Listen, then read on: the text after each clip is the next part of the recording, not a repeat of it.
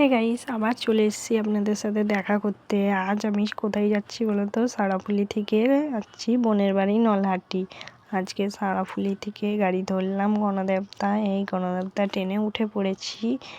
আর উঠে পড়ে প্রায় 9টা বাজে। তখন আমাদের খিদে পেয়ে গেছে। তখন আমরা বাড়ি থেকে কাবলি ছোলা ঘুগনি করে নিয়ে গেছিলাম, মুড়ি খেলাম।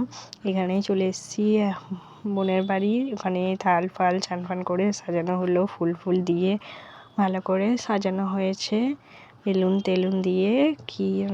কেন আজ আমার বোনের মেয়ে হয়েছে তার জন্য সাজিয়ে রেখেছি। আমার বোনের মেয়ে হাসছে, একদম ছোট্ট সোনা, নতুন অতিথি, তাই সাজানো হয়েছে।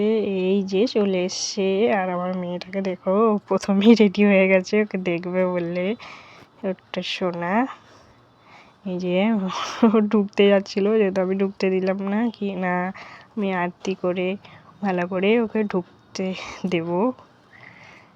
পায়ের ছাপ নেওয়া হবে।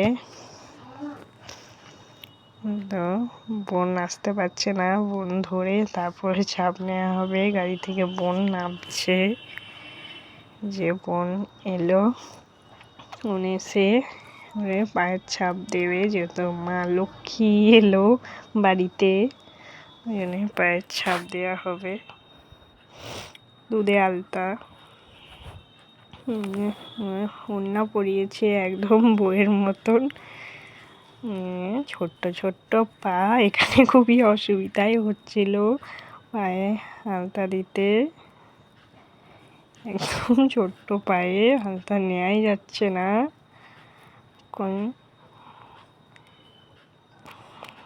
ছাপ তারপরে ঢোকানো হলো ছোট্ট সোনাকে ঘরের মধ্যে। ওয়েলকাম রাহি।